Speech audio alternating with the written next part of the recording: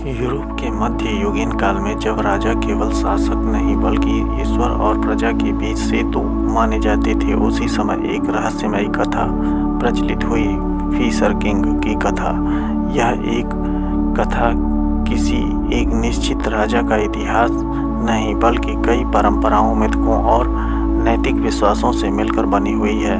कहा जाता है कि एक विशाल और समृद्ध राज्य था, हरी भरी भूमि, बहती नदियां, अन्न से भरे भंडार और संतुष्ट प्रजा। उस राज्य का राजा एक धर्मनिष्ठ, न्यायप्रिय और परंपराओं का पालन करने वाला शासक था। किंतु एक दिन राजा किसी रहस्यमय चोट या रोग से ग्रस्त हो गया। कुछ कथाओं में यह घाव युद्ध में मिला तो कुछ कथाओं में यह दैवी दंड या आध्यात्मिक असंतुलन का परिणाम बताया गया है। यह घाव कभी भरता नहीं था। राजा की बीमारी केवल उसके शरीर तक सीमित नहीं रही। जैसे जैसे राजा दुर्बल होता गया, वैसे वैसे राज्य भी बंजर होने लगा। खेत सूखने लगे, वर्षा रुक गई, पशु मरने लगे और रोग फैलने लगे। जनता ने अनुभव किया कि राजा और राज्य का स्वास्थ्य एक दूसरे से गहराई से जुड़ा हुआ है। राजा अब सिंहासन पर बैठने में असमर्थ था। वह एक शांत झील के पास मछली पकड़ते हुए अपना जीवन बिताने लगा। इसी कारण उसे फिशर किंग कहा गया। वह जानता था कि वह स्वयं इस संकट का समाधान नहीं कर सकता।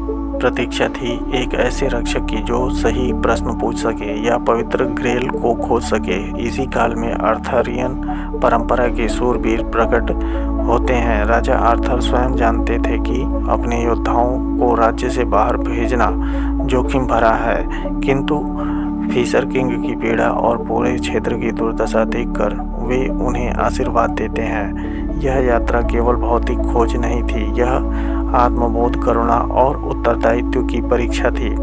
कथा के कई रूपों में रक्षक ग्रेल को पा लेता है। कुछ में यह केवल सही प्रश्न पूछता है, हे राजा, आपकी पीड़ा का कारण क्या है? और जैसे ही प्रश्न सही भाव से पूछा जाता है, राजा का घाव भरने लगता है, भूमि फिर से उपजाऊ हो जाती है और राज्य में जीवन लौट आता है। यह संकेत करता है कि समाधान हमेशा हथियार या चमत्कार में नहीं बल्कि सत्य को पहचानने और स्वीकार करने में होता है। मध्य युगीन यूरोप में यह विश्वास प्रचलित था कि राजा ईश्वर द्वारा नियुक्त होता है। यदि राजा नैतिक रूप से गिर जाए, अहंकार या निष्क्रियता में डूब जाए तो प्रकृति और समाज दोनों में असंतुलित हो जाते हैं। फिर सर किंग इसी विचार का साहित्यिक रूप है। कथा सिखाती है शासक और जनता का भाग्य जुड़ा होता है। यदि नेतृत्व कमजोर, भ्रष्ट या निष्क्रिय हो तो समाज का पतन निश्चित है, और यदि समाज जागरूक हो तो नेतृत्व भी सुधर जाता है।